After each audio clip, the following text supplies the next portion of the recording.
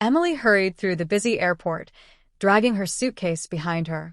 Her flight to New York was scheduled to depart in less than an hour, and she had barely made it in time. She approached the security checkpoint, where a line of passengers waited to go through screening. The process was routine for most travelers, but she had always found it a little nerve-wracking. She placed her carry-on bag on the conveyor belt and stepped forward as the security officer waved her through the metal detector. A loud beep filled the air as she passed through, causing her to pause. The guard, a tall man with a serious expression, gestured for her to step aside. "Ma'am, do you have any metal objects on you?" he asked. Emily quickly patted herself down, shaking her head. "No, I don't think so." The guard glanced at his colleague, who nodded toward the body scanner. "We'll have to run another check. Please step inside." She did as instructed, standing with her arms raised as the scanner swept over her. A screen flashed red, highlighting an area on her lower back. The guard studied the image for a moment before turning to her. "Ma'am, it seems there's something in your clothing that's triggering the alarm.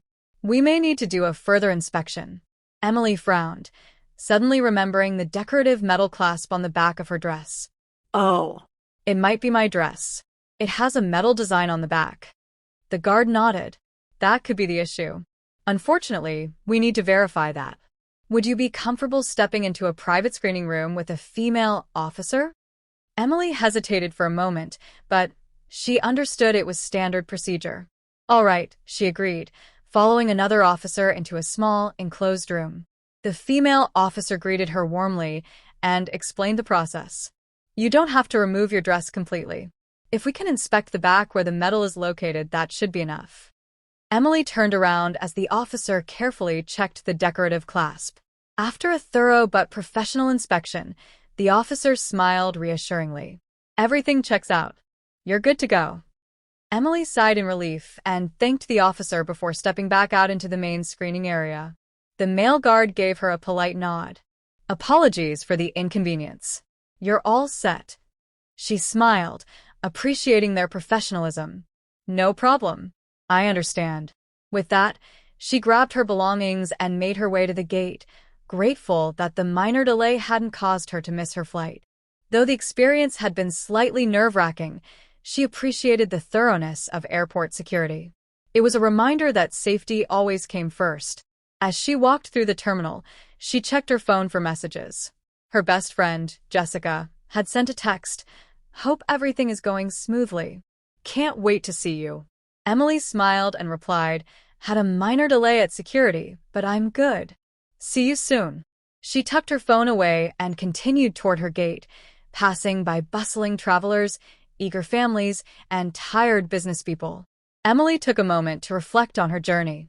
She had been living in Los Angeles for the past 5 years, but New York was her hometown. Visiting always brought a mix of nostalgia and excitement. The thought of reuniting with old friends and family filled her with warmth, and she couldn't wait to touch down. As she reached her gate, she noticed a young man struggling with his backpack and an oversized suitcase.